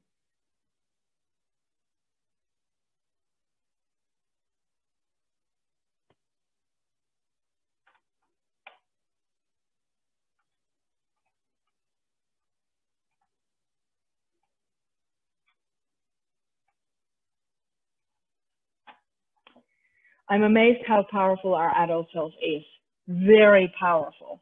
So you can kind of see, like, if you're stagnating in your life, how it's actually possible that you're showing up as your childlike part of you predominantly, and you feel really powerless because they don't have that kind of experience in life or the strength to run the show, so to speak. So we want to make sure that we're showing up as our grown-ups, our adult self, and our inner parent, so that we can take charge of our own life and do the things that we want to do and be productive and be industrious. So yeah, oftentimes when we don't feel powerful in life, it's because we haven't fully harnessed the adult self. So thanks for that, Jacqueline. Joe says the potential of being grounded and coming from a place of strength in harnessing the adult self. Yeah. Lisa says, I have to protect my adult self's time to be able to function properly. Yeah, and especially for those of us who've experienced adversity in life, it can be easy for the inner children to kind of hijack our lives. So we want to make sure that we're not, that's not what's happening exactly, that we stand our ground and we say, inner children, I love you, but you're not running the show. Derek says, my adult self is responsible for experiencing belonging in the world. Yeah, and being accepted just as we are and being enough to become more of who we are in life. Yeah, and the whole thing about the belonging is that it's easier to feel a sense of belonging when you're on purpose. And also when you are able to express yourself in a way that's understandable for other people. Because oftentimes we isolate ourselves by saying, oh, people don't understand us, but it's actually, they don't understand us because we haven't taken the time to self-examine and then speak our truths in a loving, caring way. Bonnie says, I want to be adopted by me. Gotta go find that adult part of me. I hear it whisper, oh, that's so awesome. That's so awesome. And Sarita says, I used to have adult in me. Where did it go? Love it. Excellent. Okay. So there's so much here, and I want to say a big thank you to Peter for helping me with the purpose section of this adult self part of the For People Within course. It has been so helpful to have your genius to work with. And yeah, thank you so much for that. And also I want to say thanks to Mike Dooley, a friend of mine and a mentor who's helped me with the creative power segment of the adult self part of the For People Within work.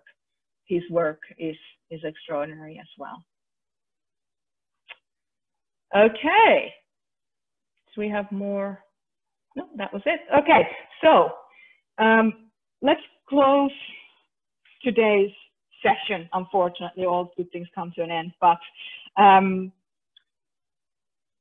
if we already knew what to do and how to do it, we would already be there, in inverted commas. So don't be afraid to ask for help from those who have acquired skills that you're still working on, because life is a continuous journey, and as long as we keep learning, we keep growing, And you will take the knowledge from today that feels most relevant to you and take action on it.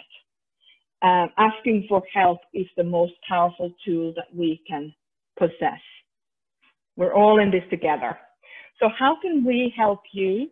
Because I hope you've gotten a lot of, I trust that you've gotten a lot of support already on this call, and you feel like you're being really looked after. And thank you for being a part of our 20 to 50 year plan. But what else can we do for you? So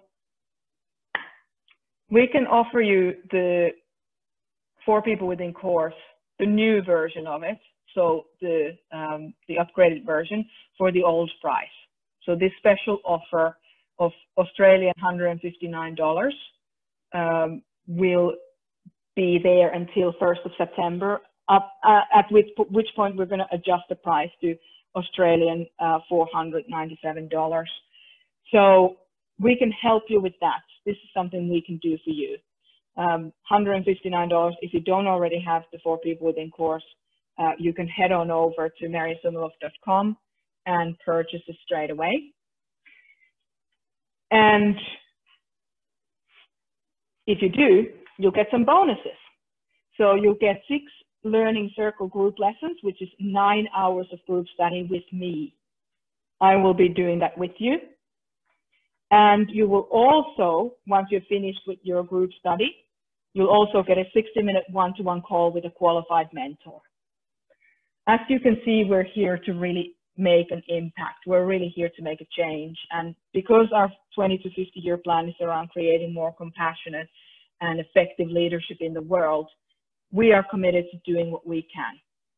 Now, if you want to join us on that price, on this journey, but you are worried about the price, just get in touch with us, desk@merjasumiloff.com, before the 1st of September to get that old price, and we can create an extended payment plan for you.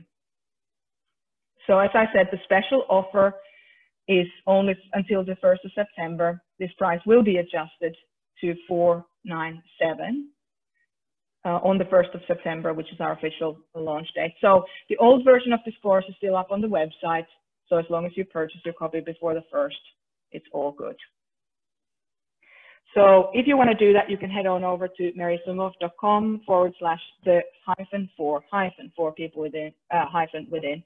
And hopefully, if Lisa, if you don't mind just putting that, link in there in the chat box, and you'll have access to both the old course, then you'll get the automatic upgrade when it's out, and you'll have access to these bonuses that are worth $2,500. And again, offer ends September 1st. I hope that's clear now. Don't come to me after that date and say, I want the special offer. The offer ends on that day. So if you're in that space of ready to take action, you know, so on the stages of change, if you're in the actionary stage or you're in the commitment stage, then go ahead and do this. And if you're not, no problem, because for those of you who are not ready to take action, you'll still receive the boundaries module of the 4 People Within course. So this is another thing that we can do for you. Okay, so I want to go on to Q&A. Now, I know we're a little bit tight on time, so I'm just going to go and check the chat window right now. And Lisa is going to ask your questions on your behalf. So let me just make sure that I am not missing anything. Christmas coming early. best dollar spent. Yeah. Are you available for private coaching after I complete this course? Am I available? I am not, but I have amazing mentors who are available for one-to-one work. But do this because you have purchased the 4 People Within course, Bonnie. So you've already purchased that. So I'm going to extend this to people who have already purchased the 4 People Within course. So anybody who's already purchased will get the automatic upgrade and the benefit of the group sessions. I'm going to throw in the bonuses as well, and a one-to-one session with the mentor. So everyone purchased today or before the 1st of September, or anyone who has purchased, you're getting those bonuses. So I won't be available for one-to-one coaching after the fact, but I will have amazing people who can, and we'll find the right person for you to work with. Alicia says, can I get those bonuses if I purchased the course a few weeks ago? Yes, yes, yes, absolutely. Yes, we will include you in it. Absolutely. And the first email of the new launch is coming out on the 2nd of September. David says, great value. Thanks, David. There's the link. Yes, boundaries in action, great teacher, September 1st. Yeah, look, that's the deadline. And, you know, a lot of people kind of like, especially those chronic helpers or those of us who are recovering helpers, we like to kind of go like, oh no, you know, it's okay, you can pay me whenever. No, you know what, you're ready to take action, buy the course before 1st of September or pay the higher price. Or if you're not ready to take action, no problem. You'll get the boundaries section of the course. So you'll be good. You can still do some work. All good. Everybody wins. Thanks, David. Great. Thanks from Alicia. Laura has to go. Okay, great. That's awesome. Okay. Thanks, everyone. Q&A. So questions, Lisa. Our first question is from Derek. Can I buy one for a friend and one for myself? Okay. Good question, Derek. The short answer is yes. The long answer is make sure that your friend actually wants the course before you purchase it. Because if they're not ready to receive the work, if they're not ready to do the work, it can cause a lot of problems in your relationship with your friend. But if you know that they're ready to go, if you know they're good to go, then yes, absolutely you can. Yeah, and all you have to do then in that case is you go on to that link,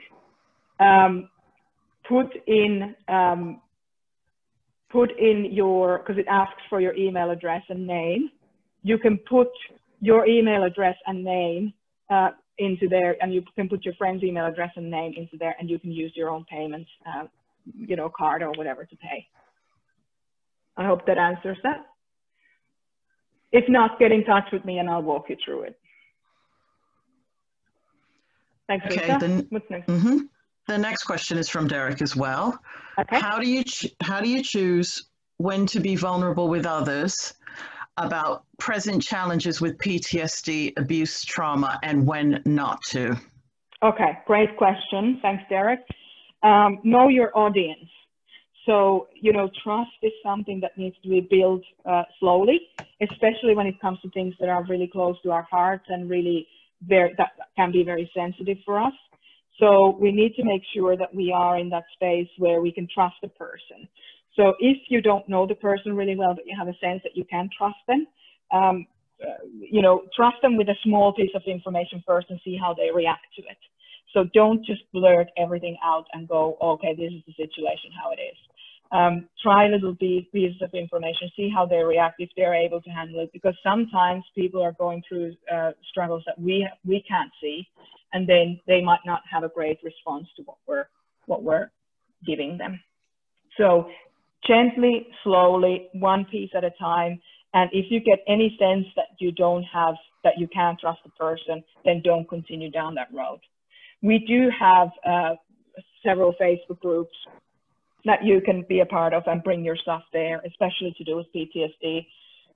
That can be such a sensitive matter, and I know it personally. But there are people in our groups, are safe groups. We moderate them well.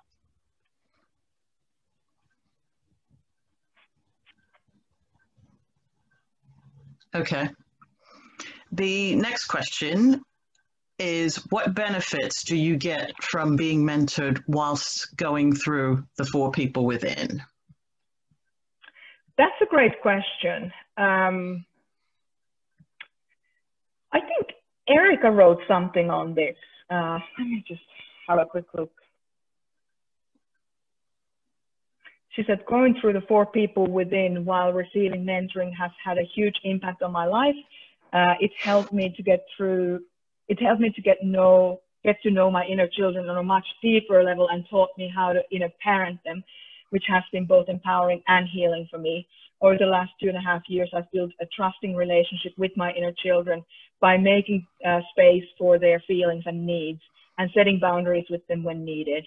As a result, I've become more self-compassionate and more courageous, knowing that I will be able to take care of myself no matter what happens. I highly recommend this course. Okay, so yeah, so just, do you feel like that answers that question? It kind of deepens the experience profoundly. Yes, yeah, I think it does. Yeah. The next question, how does the 4 people within work for those with an inner child, with an inner critic? Yeah, oh my goodness. That'd be me. Yes. Okay. And I actually think those of you who don't, who know our friend Faida, our secret weapon, I think she actually said it really well. Let me just see if I can find what she said, because she's all over this inner critic piece. I had been exploring the world of personal development for many years before I came across MBTI. When I was typed as an INFJ, it blew my mind. So many things were befuddled me. Most of my life made sense in the framework as the theory. At the same time, I had discovered my type. I came across Merja Sumiloff's inspiring healing story in her INFJ Unveiled and 4 People Within work. What drew me to the 4 People Within course was the vision of transforming the unhealthy aspects of myself into healthier, more integrated whole. Just a sec. I just want to make sure that I'm not. I think Faida had a good answer, but I think Elena had one which was more to the point. Oh, okay. Because the inner critic piece is can be so stifling. Yes. Yeah. Oh, yes. Elena says about replacing the inner critic. Yeah. So she says, for me personally, the work to replace my inner critic with a supportive inner parent was invaluable. I spent more than 20 years of self-abandoning and self-castigating. And I was able to break that habit within a month because of the perspective shift and skills I learned on this course. 3 years later, inner parenting is still a part of my daily life, and I remember happily self-judgment free. Nice. I highly recommend this course for anyone looking to create a better relationship with themselves and others. Yeah. So yeah, that self-criticism piece is so important to tackle into the ground and bury. A question from, that's to me privately. Reacher, did you want me to read that out publicly? Because I'm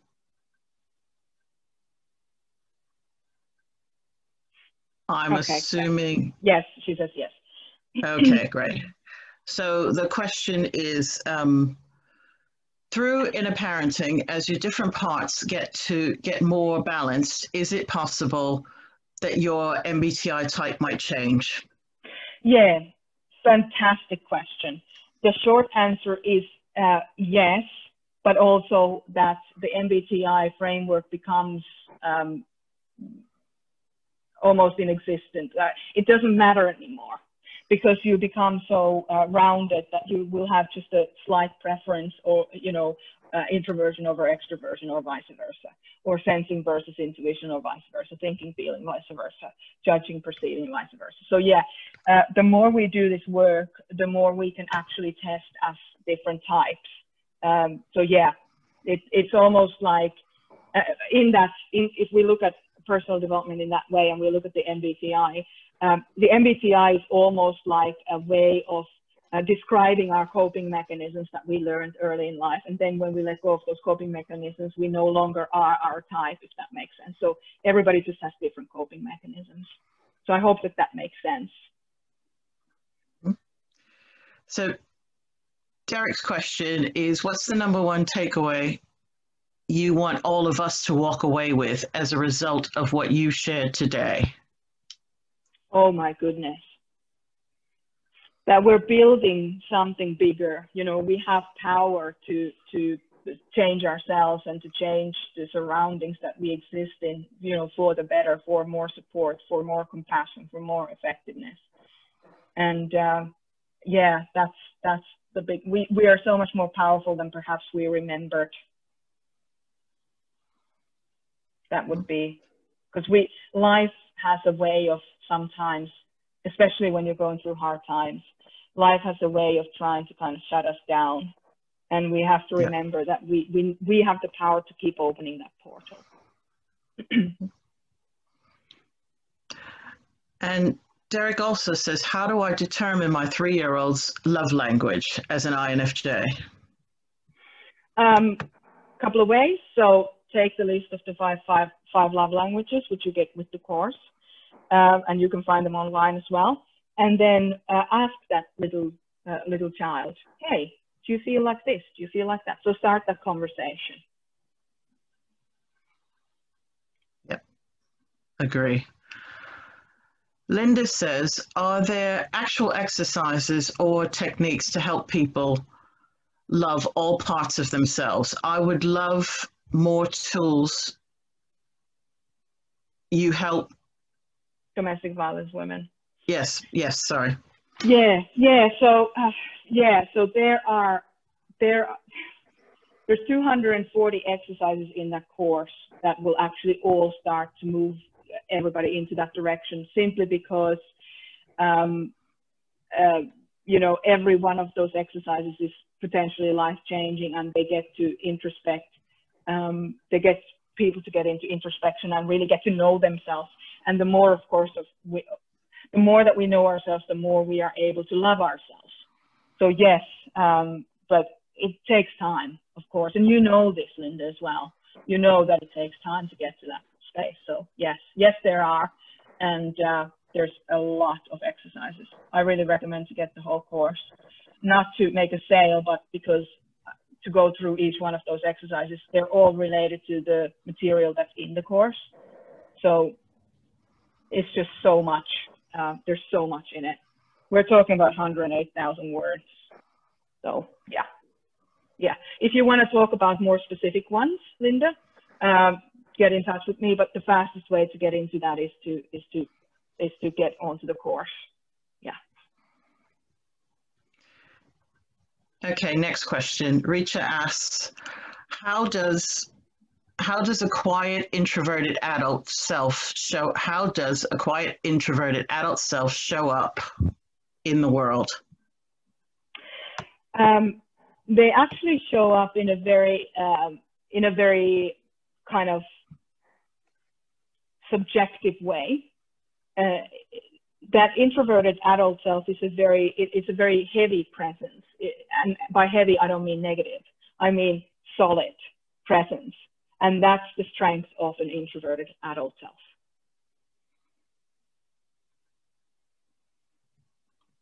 Okay, let me just look. Hang on.